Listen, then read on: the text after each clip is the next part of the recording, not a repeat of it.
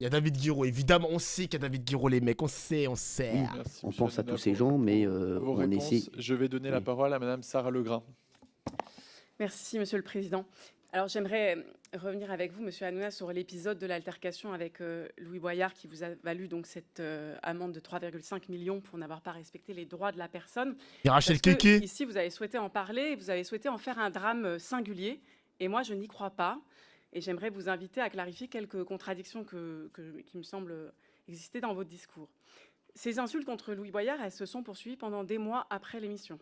Oh. Jusqu'au Salon de l'Agriculture récemment, occasion pour vous de l'appeler Louis Boyau, de le traiter de bovin, de bestiole. Et le 4 mars dernier, vous avez récidivé au moment où vous parliez justement de cette commission d'enquête, ce qui est quand même une façon de créer une bonne petite ambiance avant cette audition. Donc j'espère que je ne serai pas traitée de vache à mon tour. Comment expliquez-vous que ce drame que vous appelez singulier se répète en fait sans cesse depuis cette émission, au risque de nouvelles sanctions, et puis évidemment au détriment des droits de la personne. Je continue parce que vous nous expliquez que c'est une histoire d'amitié déçue, de trahison d'un pote, et vraiment, ça, je ne m'en mêlerai pas, c'est touchant. Puis l'amitié, on sait que c'est subjectif et parfois complètement à sens unique, donc ça vous regarde. En revanche, les coups de fil et les SMS, ça, c'est objectif, et il faudra peut-être pouvoir les prouver si Louis Boyard n'a pas la même version. Mais moi, en réalité, je pense que cette histoire d'amitié est faite pour masquer quelque chose. Vous dites que vous n'avez donc pas entendu ce qu'il vous disait. Et pourtant, le jour même, à l'antenne, vous lui dites: tu sais que tu es dans le groupe Bolloré ici. Qu'est-ce que tu viens foutre ici alors? Bolloré t'a donné de l'argent puisque tu étais chroniqueur ici. Moi, je ne crache pas dans la main qui me nourrit, et toi, tu ne devrais pas cracher sur la main qui t'a nourri. Tu me dois tout, c'est grâce à nous que tu as été élu, d'ailleurs vous l'avez répété là. Donc moi, il me semble qu'à ce moment-là, il se passe quelque chose de très clair, et que vous expliquez que vos chroniqueurs, que vos invités vous sont redevables, et sont redevables à Vincent Bolloré. Vous nous avez dit: je ne suis à la botte de personne, donc je ne vais pas vous redemander si vous êtes à la botte de quelqu'un, mais est-ce que les gens que vous invitez doivent être à votre botte? Est-ce qu'ils doivent être à la botte de Bolloré? Ça peut sembler être une boutade, mais c'est quand même dans la convention de C8, puisque la convention de C8 vous oblige à respecter la délibération relative à l'honnêteté et à l'indépendance de l'information, qui impose qu'une émission soit réalisée dans des conditions qui garantissent l'indépendance de l'information à l'égard des intérêts économiques de ses actionnaires et de ses annonceurs. Je m'arrête là pour l'instant. Merci. Vous suivez un petit peu Louis Boyard sur les réseaux? Wesh. Vous suivez Louis Boyard sur les réseaux, madame? Oui. Monsieur Hanouna, je suis désolé, c'est les députés qui posent les questions. Il est hors ici. sujet, lui. Je vous demanderai de répondre à celle de ma collègue Sarah Legrain, sans reprendre bien sûr toute l'histoire que vous avez déjà Attends, il se prend pour qui là? Il se prend pour qui, les mecs? Mais c'est un malade. expliquée, mais vraiment précisément. Vous si répondrez Sarah après. Legrain, lit et suit les réseaux de Louis Boyard, Wesh, elle bah quoi? devrait voir que Louis Boyard ne cesse de multiplier les postes me concernant, les postes concernant Vincent Bolloré, encore hier. Et depuis l'altercation, c'est Louis Boyard qui n'a pas arrêté de poster et de m'invectiver sur les réseaux. Donc forcément, j'y réponds dans l'émission, parce que je réponds très peu souvent sur les réseaux lorsqu'on m'invective, parce que j'ai une émission, et c'est vrai que je me... C'est quand même un menteur, les mecs, c'est vraiment du mensonge, parce que il avait fait une séquence sur Louis Boyard quand il s'était trompé sur une question universitaire, quand il était invité à la fac. Désolé, ils ont mis aussi Louis Boyard quand il était à moitié bourré à l'Assemblée nationale. Je suis désolé, ils avaient fait une séquence aussi sur Louis Boyard qui ne porte pas de costard cravate quand il y avait la séquence où il avait son t-shirt blanc. Je suis désolé Cyril, mais là, t'as un peu de mauvaise foi. Il a juré ou pas, les mecs? Est-ce qu'il a levé la main pour jurer ou... Parce que là, il fait passer Louis Boyard comme il m'insulte en premier, je réponds en deuxième. Mais... Désolé Cyril, mais c'est factuellement faux quand même. Ok, il y a des tweets quand même sur Bolloré, ok, il a fait des tweets sur Cyril Hanouna, mais il y a quand même beaucoup de moments où Cyril, il a tiré le premier quand même, Moi, je sais pas, c'est... Je suis désolé quand même. Désolé. me permet de répondre, et j'ai lui répondu voilà, avec vous savez, quand Quotidien blague sur le RN, moi j'ai le droit de blaguer sur Louis Boyard, même si j'ai eu voilà, une altercation avec lui, Vous savez, c'était très drôle, l'image de lui au Salon de l'Agriculture, ça fait rire tout le monde, et c'était pas méchant, à la limite il était attendrissant, et ça nous faisait rire de le voir comme ça, donc c'était voilà, c'était plutôt sympa. Sur les SMS, il apprécierait, 20 juin 2022 à 0h01. Je crois que c'était le jour des élections. Les SMS? Coucou Cyril, Oh. je suis député, et ça c'est Darka. À bientôt, on va faire du lourd.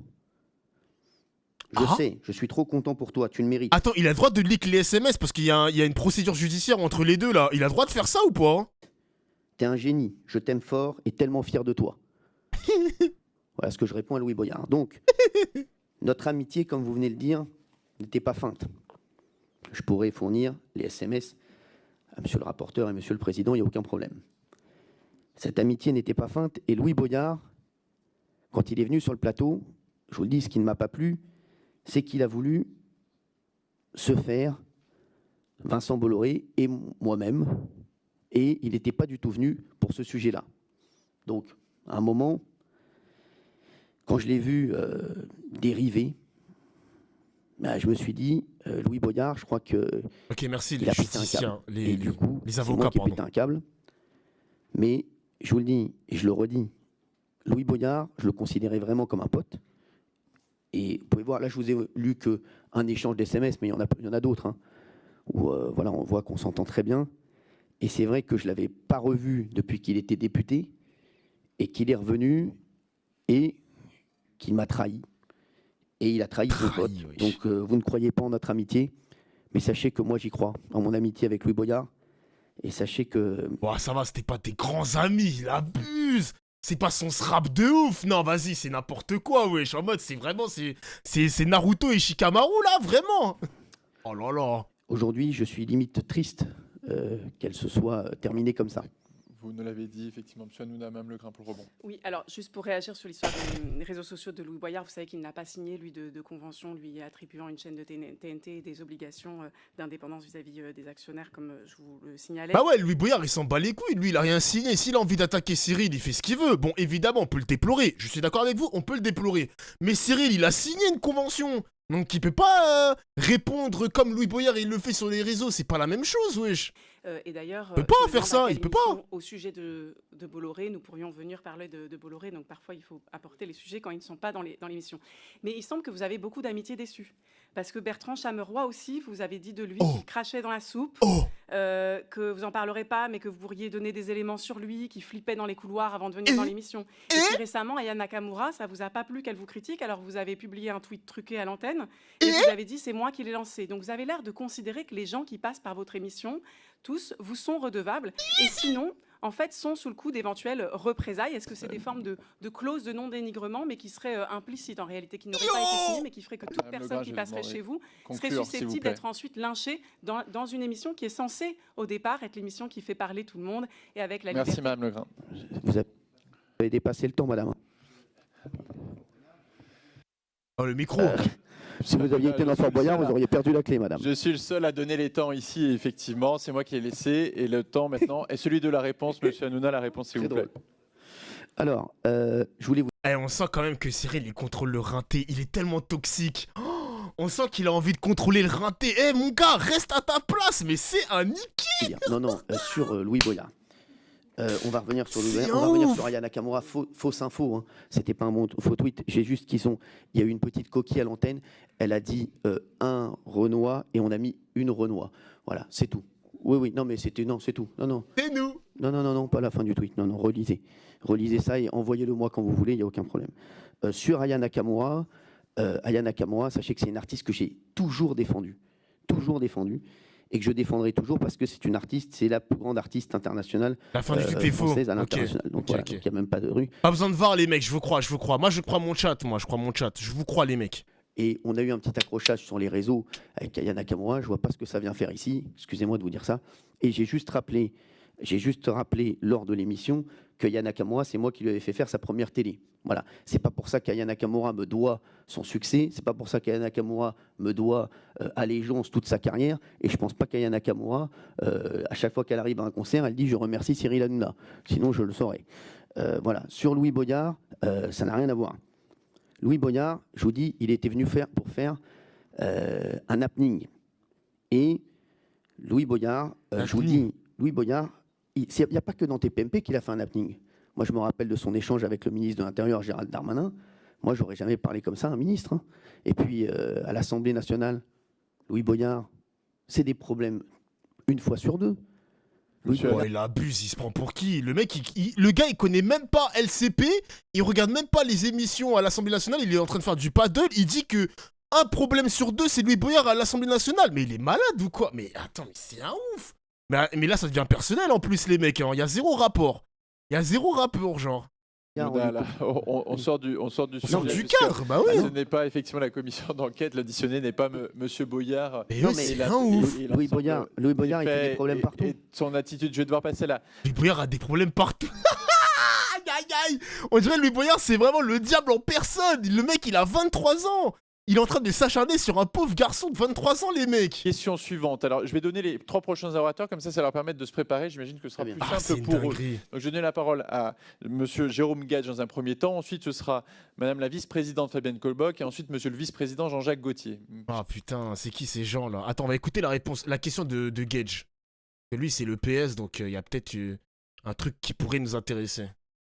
Parce que c'est le rôle d'une commission d'enquête, c'est un peu faire de fact-checking sur les choses que vous avez pu dire.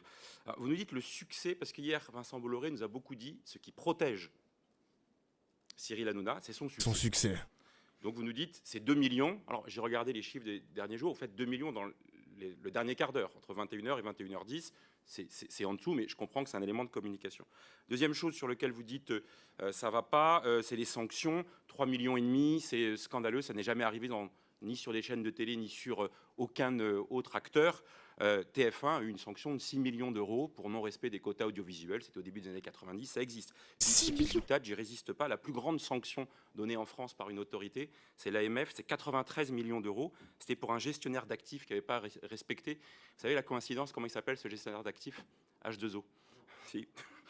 Mais c'est une pire coïncidence, c'était juste pour vous donner l'information. Bon, sur le fond de ma question, nous, ce qui nous questionne, c'est la réitération de ces sanctions et la manière dont vous les gérez. Moi, j'ai posé la question hier à Vincent Bolloré. C'est un ouf, wesh. La réponse était un peu dilatoire.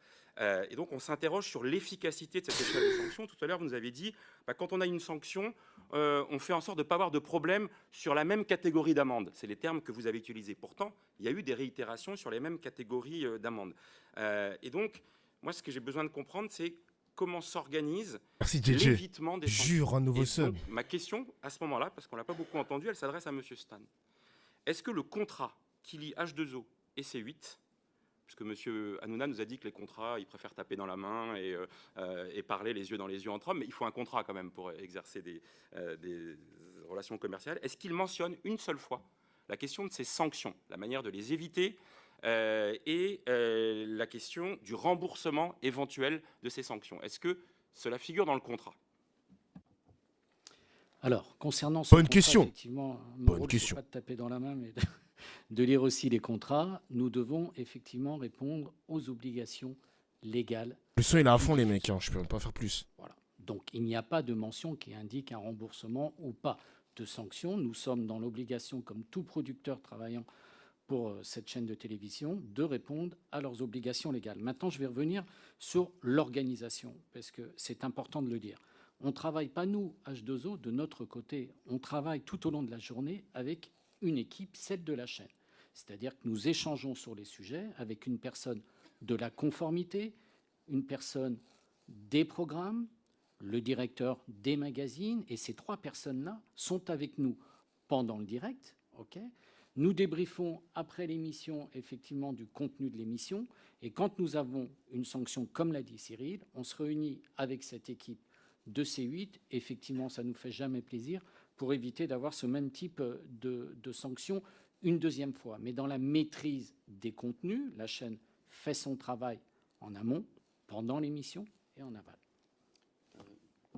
Merci, Monsieur Gage, merci. Non, je voulais vous dire, vous savez, on n'est pas des fous, on est tous des professionnels, sachez-le, chez H2O. Et moi aussi, je vous le dis, moi je ne viens pas à l'antenne pour essayer de faire des bad buzz. Hein. Tous les soirs, je ne me dis pas je vais faire un bad buzz, au contraire.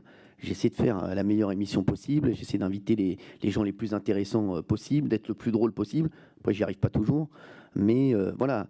Et parfois, je vous dis, voilà, vous savez, j'ai fait 5000 heures d'antenne, vous savez, je suis l'animateur en France qui a fait le plus longtemps une émission en direct aussi longue. Vous savez, voilà, avant c'était Michel Denisot sur Canal+.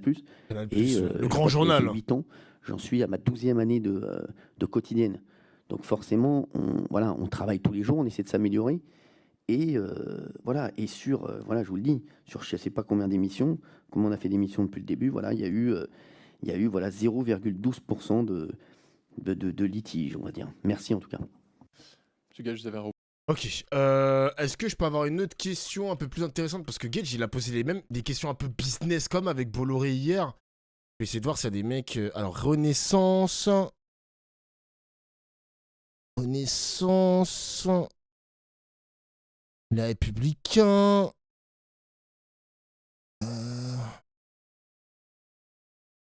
Oh, celle qui avait... Oh putain, elle est chaude. Elle, mademoiselle Sophie Taillé Polion, elle est chaude, elle. On écoute. Merci, Monsieur le Président. Merci, Monsieur Hanouna, pour tous ces éléments. C'est vrai que vous avez beaucoup de succès. Elle est chaude, genre, elle est chaude dans les... Mais vous êtes cons, quoi, les gars? Elle est chaude dans la joute verbale, wesh. Mais vous êtes fous, quoi. Ça mérite certainement d'être souligné, vous le dites, et c'est bien normal. Certainement dû à votre ton, à votre personnalité. Mais cela dit, ce succès ne vous confère-t-il pas un certain nombre de responsabilités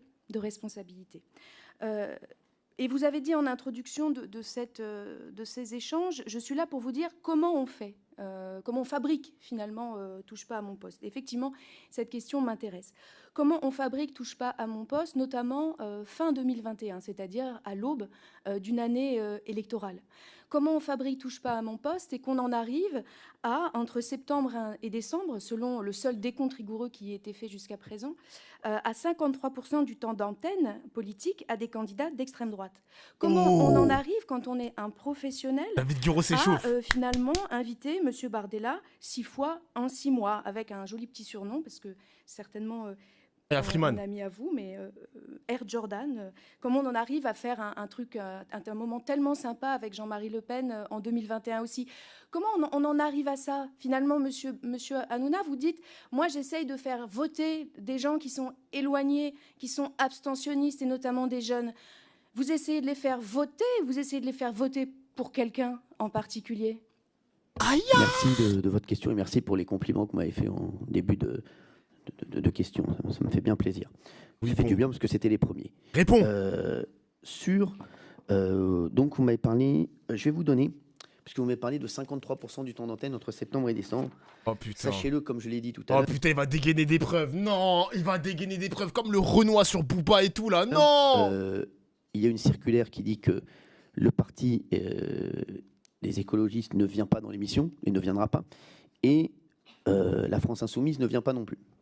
Donc déjà, ça réduit quand même le champ et c'est compliqué de pouvoir... Carteron, voilà, Carteron. Donc on invite moins de politique, forcément. Jordan Bardella, vous savez, j'ai passé autant de bons moments avec Jordan Bardella que je n'en ai passé avec Jean-Luc Mélenchon. Et Jean-Luc Mélenchon, j'en ai passé d'ailleurs plus avec lui qu'avec Jordan Bardella ou Jean-Marie Le Pen. Ça ne veut pas dire que je disais de voter pour Jean-Luc Mélenchon ou que je dis de voter pour Jordan Bardella. J'ai passé également de très bons moments avec Marlène Schiappa, voilà, dans l'émission, qui était aussi Renaissance. Donc je passe des bons moments avec toutes les personnes qui viennent, et Ségolène Royal, que je vais rejoindre dans un instant, qui est plus à gauche que Jordan Bardella. Donc voilà, donc moi j'essaie d'être sympa avec tout le monde, et j'essaie de recevoir tout le monde. Et moi, vous savez, j'essaie de respecter tout le monde. Je vous le dis, à part Louis Boyard, j'ai toujours respecté toutes les personnes qui sont venues sur mon plateau, et je pense qu'ils peuvent le témoigner ici, pour ceux qui sont venus. Temps de parole, j'ai le temps de parole avec moi, du temps de parole de TPMP du 1er janvier 2022 au 10 novembre 2022. Vous pouvez vous vérifier, c'est les chiffres de l'ARCOM. Donc sur un... Attends, 2022, ah ouais, putain, mais c'est le moment où ils invitaient beaucoup de personnalités de gauche, justement, contre Jean Messia ou contre d'autres personnalités. Bah, en fait, c'était le TPMP où il y avait gauche contre la droite, quoi.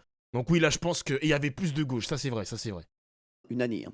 En 2022, quand... C'était l'arc ultime. Quand tout le monde acceptait de venir. L'arc ultime, quoi. Sachez que je vais vous donner le classement des 3 premiers.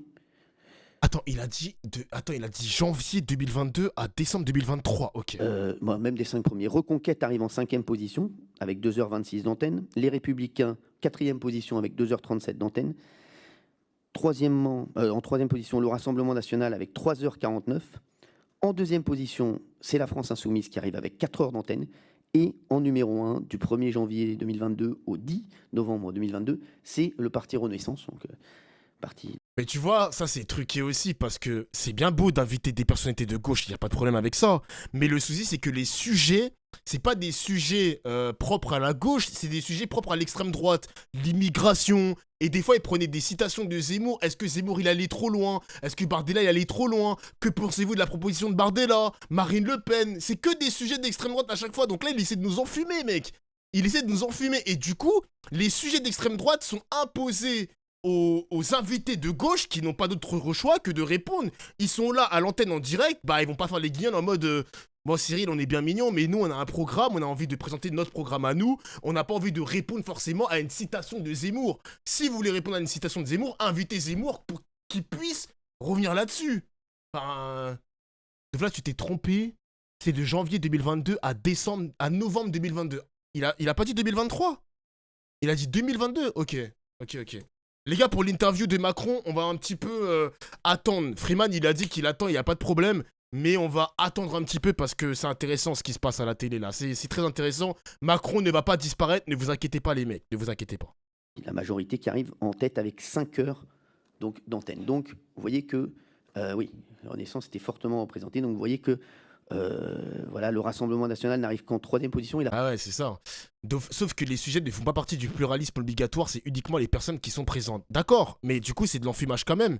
Parce qu'ils se prêtent comme caution d'inviter, de faire du pluralisme, donc d'inviter la gauche. Mais le problème, c'est que tu invites la gauche à participer à commenter des sujets d'extrême droite. Et les ridiculiser en quelque sorte, parce que tous les chroniqueurs étaient contre les mecs de gauche. Je me rappelle avec Raquel Garrido, David Guiraud, Louis Boyard et Alexis Corbière. Donc c'est de l'enfumage. C'est juste de l'enfumage, je suis désolé. Désolé les gars. Voilà, je suis désolé. La France Insoumise est devant le Rassemblement national. Et d'ailleurs, voilà, et ça a été le cas donc, pendant toute l'année 2022. Donc voilà, je vous le dis, sur Jean-Marie Le Pen, je vous dis, j'ai passé des moments, j'ai rencontré une fois Jean-Marie Le Pen, mais voilà, j'ai essayé de donner la parole à tout le monde. Ça ne veut pas dire que j'ai les mêmes idées que Jean-Marie Le Pen. Ça veut dire que pas dire que je ne suis pas d'accord avec lui sur énormément de sujets. Quand je suis avec Jean-Luc Mélenchon, ça veut pas dire que je suis pas d'accord avec lui sur énormément de sujets, mais je suis parfois d'accord aussi avec lui sur des sujets. Vous savez, moi, une fois de trop. je suis d'accord un petit peu avec tout le monde et je suis pas d'accord avec plein de gens aussi. Vous savez, même quand j'ai voté aux dernières élections, j'ai voté pour un candidat. J'étais d'accord avec lui sur des choses, mais pas d'accord avec lui sur d'autres choses. Voilà. Mais ça évolue, mais en tout cas, j'essaie de donner la parole à tout le monde et de montrer un petit peu l'ensemble des visages qu'on a en France. Taille pollueur pour le Vauban.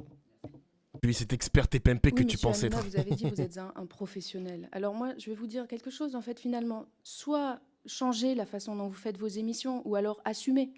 Changer. Aujourd'hui, vous avez... il y a quelques jours, au moment de la polémique autour de la chanteuse Aya Nakamura, vous avez invité un monsieur qui passait par là pour parler d'elle. Et puis, finalement, ce monsieur, on ne sait pas pourquoi, mais c'était quelqu'un qui était proche, voire un militant de l'extrême droite. Voilà. Comment ça se fait, monsieur Comment Hanouna? ça se fait? Vous êtes un professionnel et vous le dites. Et comme je n'ai plus de temps de parole après, je vais vous dire une chose.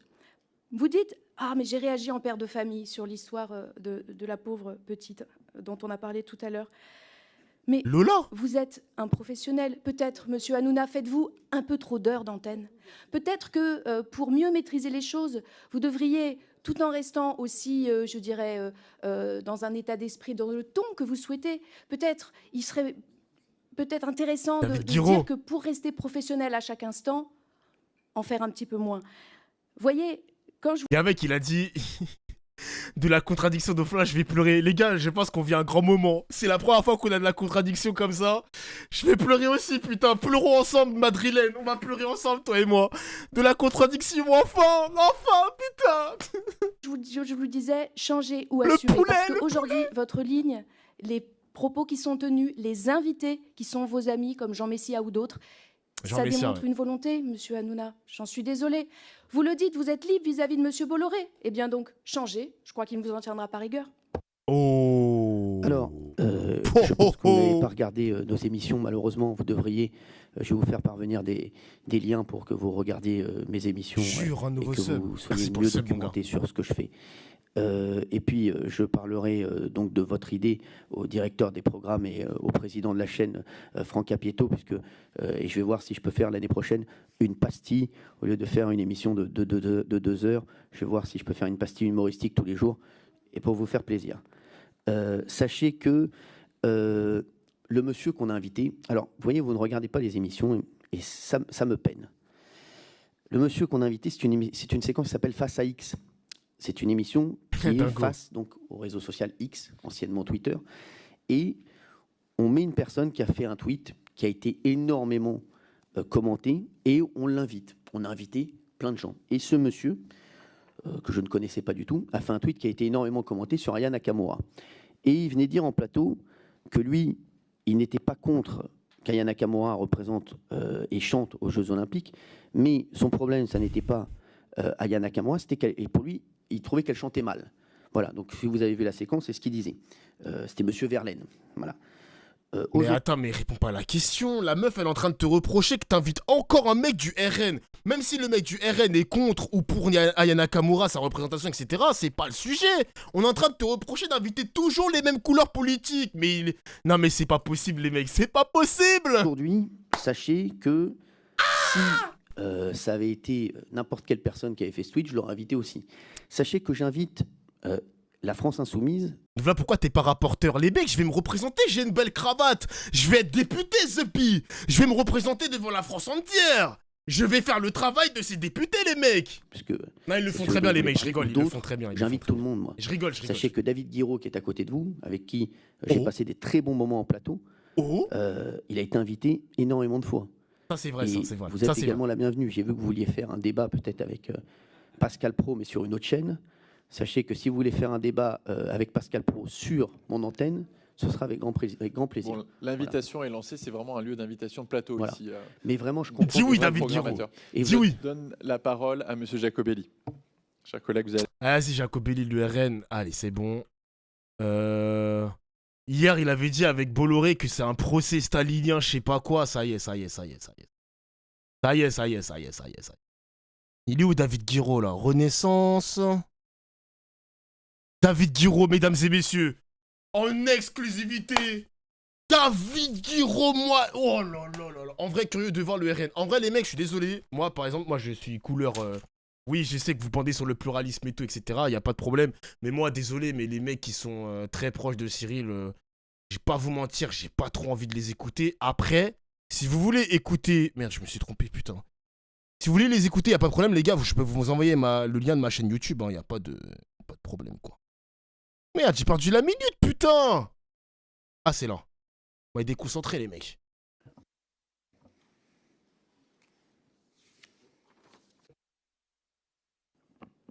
Donc là, si on suit ta logique, toi aussi, tu fais monter le RN en streamant Bardella.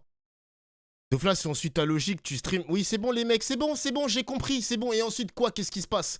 Je fais monter le RN avec ma petite échelle de 1000 viewers, c'est ça? Donc, qu'est-ce qui se passe? Je stream toute l'actualité. Il n'y a pas que Bardella dans ma putain de life. C'est un truc de ouf. Tu veux le répéter encore?